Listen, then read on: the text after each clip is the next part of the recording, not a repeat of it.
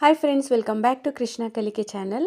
ನಾನು ಇವತ್ತು 3 ಕಾಳುಗಳನ್ನ ಮೊಳಕೆ ಕಟ್ಟಿದ್ದೆ. ಅದರ ಒಂದು ರೆಸಿಪಿನ ಇವತ್ತು ಮಾಡಬೇಕಂತ ಅಂದ್ಕೊಂಡಿದ್ದೀನಿ.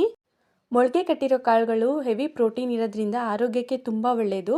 ಆಗಾಗ ಈ ಥರ ರೆಸಿಪೀಸ್ ಮಾಡ್ತಿದ್ರೆ ತುಂಬ ಹೆಲ್ದಿಯಾಗಿರುತ್ತೆ. ನಾನು ಈ ಸಾರು ಮಾಡೋದಕ್ಕೆ ಮೊದಲು ಆಲೂಗಡ್ಡೆ ಮತ್ತು ಬದನೆಕಾಯಿನ ನೀರಲ್ಲಿ ಕಟ್ ಮಾಡಿ ಇಟ್ಕೊಂಡಿದ್ದೀನಿ. ನೋಡಿ, ನಾನಿಲ್ಲಿ ಕಡಲೆಕಾಳು, ಅವರೆಕಾಳು ಮತ್ತು ಅಲಸಂದಿ ಮೂರನ್ನು ಮೊಳಕೆ ಕಟ್ಟಿಟ್ಕೊಂಡಿದ್ದೆ. ಈಗ ಮಾಡೋದಕ್ಕೆ ನಾನು ಈ ಕಾಳುಗಳನ್ನ ಕುಕ್ಕರ್ಗೆ ಹಾಕ್ಕೊಳ್ತಾ ಇದ್ದೀನಿ. ಅದಕ್ಕೆ ಒಂದು ಅರ್ಧ ಗ್ಲಾಸಷ್ಟು ನೀರು ಮತ್ತು ರುಚಿಗೆ ತಕ್ಕಷ್ಟು ಉಪ್ಪು ಹಾಕಿ 1 ವಿಷಲ್ ಕುಕ್ ಮಾಡ್ಕೊತಾ ಇದ್ದೀನಿ.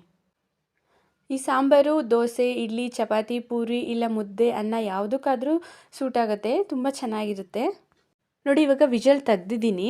ಅರ್ಧ ಬೆಂದಿದೆ ಕಾಳು. ಈಗ ಈ ಕಾಳನ್ನ ಸೆಪ್ರೇಟಾಗಿ ಒಂದು ಪಾತ್ರೆಯಲ್ಲಿ ತೆಗೆದಿಟ್ಕೋತಾ ಇದ್ದೀನಿ. ಯಾಕಂದರೆ ನಾನು ಸೇಮ್ ಕುಕ್ಕರಲ್ಲಿ ಸಾಂಬಾರು ಮಾಡ್ತಾ ಇರೋದ್ರಿಂದ. ಮಸಾಲೆಗೆ ಒಂದು ಬಾಣಲಿಲಿ 1 ಟೇಬಲ್ ಸ್ಪೂನಷ್ಟು ಎಣ್ಣೆ ಹಾಕ್ಕೊಂಡು ಒಂದು ಈರುಳ್ಳಿ ಕಟ್ ಮಾಡಿ ಇಟ್ಕೊಂಡು ಬಾಡಿಸ್ಕೋತಾ ಇದ್ದೀನಿ. ನೋಡಿ, ನೀವು ಮಸಾಲೆ ಸಾಂಬಾರಿಗೆ ಈ ಥರ ಈರುಳ್ಳಿನ ಎಣ್ಣೆಯಲ್ಲಿ ಫ್ರೈ ಮಾಡಿ ಹಾಕೋದ್ರಿಂದ ತುಂಬ ಟೇಸ್ಟ್ ಇರುತ್ತೆ. ಹಸಿಯಾಗಿ ಹಾಕೋದಕ್ಕಿಂತ ಈ ರೀತಿ ಹಾಕಿದ್ರೆ ತುಂಬ ಚೆನ್ನಾಗಿರುತ್ತೆ. ಇದಕ್ಕೆ ನಾನೊಂದು ಅರ್ಧ ಇಂಚಷ್ಟು ಶುಂಠಿ ಮತ್ತು 1 ಗಡ್ಡೆಯಷ್ಟು ಬೆಳ್ಳುಳ್ಳಿ ತೊಗೊಂಡಿದ್ದೀನಿ. ಈ ಥರ ಸಾರುಗಳಿಗೆ ಸ್ವಲ್ಪ ಅಂದರೆ ಕಾಳು ಸಾರುಗಳಿಗೆ ಮಸಾಲೆ ಅಂದರೆ ಶುಂಠಿ ಬೆಳ್ಳುಳ್ಳಿನ ಸ್ವಲ್ಪ ಕಮ್ಮಿ ಹಾಕ್ಕೊಳ್ಳಿ, ಸಾರು ಚೆನ್ನಾಗಿರುತ್ತೆ.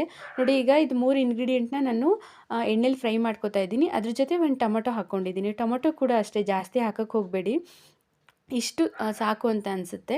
ನೋಡಿ, ಮಸಾಲೆಗೆ 1 ಟೇಬಲ್ ಸ್ಪೂನಷ್ಟು ಹುರ್ಗಡ್ಲೆ, 1 ಟೇಬಲ್ ಸ್ಪೂನಷ್ಟು ಗಸಗಸೆ, ಸ್ವಲ್ಪ ಸೋಂಪು ಮತ್ತು ಸ್ವಲ್ಪ ಚಕ್ಕೆ ಲವಂಗ ಹಾಕ್ಕೊಂಡು ಅದನ್ನು ಕೂಡ ಈರುಳ್ಳಿ ಜೊತೆ ಚೆನ್ನಾಗಿ ಫ್ರೈ ಮಾಡ್ಕೊತಾ ಇದ್ದೀನಿ. ಇದ್ರ ಜೊತೆ ಒಂದು ಸ್ವಲ್ಪ ಹುಣಸೆಹಣ್ಣು ಹಾಕ್ಕೊಂಡಿದ್ದೀನಿ.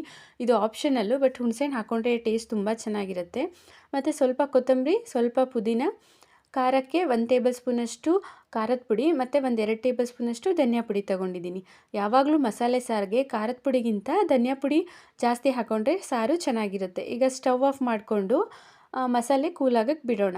ಅಷ್ಟೊತ್ತಿಗೆ ನಾನು ಮಿಕ್ಸಿ ಜಾರಲ್ಲಿ 1 ಹಿಡಿಯಷ್ಟು ತೆಂಗಿನಕಾಯಿ ಹಾಕಿ ರುಬ್ಕೊಂಡಿದ್ದೀನಿ. ನೋಡಿ, ಈಗ ಮಸಾಲೆ ಕಂಪ್ಲೀಟಾಗಿ ಕೂಲಾಗಿದೆ.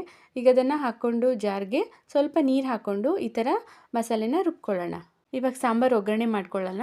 ನಾನು ಕುಕ್ಕರ್ ತೊಗೊಂಡಿದ್ನಲ್ಲ, ಅದಕ್ಕೆ 2 ಟೇಬಲ್ ಸ್ಪೂನಷ್ಟು ಎಣ್ಣೆ ಹಾಕ್ಕೊಂಡಿದ್ದೀನಿ. ಎಣ್ಣೆ ಬಿಸಿ ಆದಮೇಲೆ ಸ್ವಲ್ಪ ಸಾಸಿವೆ, ಒಂದು ಅರ್ಧ ಈರುಳ್ಳಿ ಮತ್ತು ಸ್ವಲ್ಪ ಕರಿಬೇವು ಸೊಪ್ಪು ಇಷ್ಟು ಹಾಕ್ಕೊಂಡು ನಾನು ಎಣ್ಣೆಯಲ್ಲಿ ಫ್ರೈ ಮಾಡ್ಕೊತಾ ಇದ್ದೀನಿ. ನಾನು ಈ ಒಗ್ಗರಣೆಗೆ ಸ್ವಲ್ಪ ಪಾಲಕ್ಕು, ಮೆಂತೆ ಮತ್ತು ಸಬ್ಬಸಿಗೆ ಸೊಪ್ಪನ್ನ ಸೇರಿಸ್ಕೊತಾ ಇದ್ದೀನಿ. ಮೊಳಕೆ ಕಟ್ಟಿದ ಸಾರಿಗೆ ಈ ಥರ ಸೊಪ್ಪುಗಳನ್ನ ಸೇರಿಸ್ಕೊಂಡ್ರೆ ತುಂಬ ಚೆನ್ನಾಗಿರುತ್ತೆ.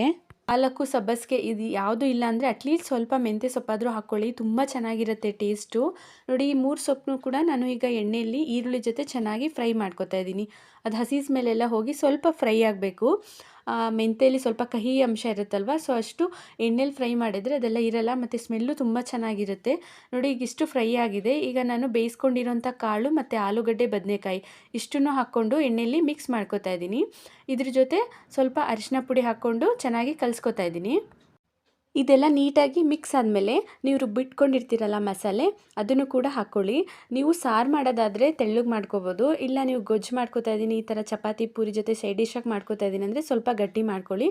ಬಟ್ ಈ ಥರ ಮೊಳಕೆ ಕಾಳುಗಳನ್ನ ಸ್ವಲ್ಪ ಗಟ್ಟಿ ಮಾಡ್ಕೊಂಡ್ರೆ ಚೆನ್ನಾಗಿರುತ್ತೆ ಸಾಂಬಾರು. ನೋಡಿ, ಈ ಕನ್ಸಿಸ್ಟೆನ್ಸಿ ಇದ್ದರೆ ಸಾಕು ಸಾರು. ಇಲ್ಲ ನಿಮಗಿಲ್ಲ ಇದು ಗಟ್ಟಿ ಅನ್ಸುತ್ತೆ ಅಂದರೆ ಇನ್ನೊಂದು ಸ್ವಲ್ಪ ನೀರು ಹಾಕ್ಕೊಂಡು ಚೆನ್ನಾಗಿ ಮಿಕ್ಸ್ ಮಾಡಿಕೊಂಡು ಈ ಟೈಮಲ್ಲಿ ಉಪ್ಪು ಖಾರ ಎಲ್ಲ ನೀವು ಕರೆಕ್ಟಾಗಿದೆಯಾ ಅಂತ ನೋಡ್ಕೋಬೇಕು. ನಾನು ಕಾಳು ಬೇಯಿಸುವಾಗ ಸ್ವಲ್ಪ ಉಪ್ಪು ಹಾಕಿದ್ದೆ. ಈಗ ಮಸಾಲೆಗೆ ಉಪ್ಪು ಹಾಕಿ ಚೆನ್ನಾಗಿ ಮಿಕ್ಸ್ ಮಾಡಿ 1-2 ವಿಷಲ್ ಕುಕ್ ಮಾಡ್ಕೊತಾ ಇದ್ದೀನಿ. ನೋಡಿ, ಇವಾಗ ಸಾಂಬಾರು ರೆಡಿಯಾಗಿದೆ.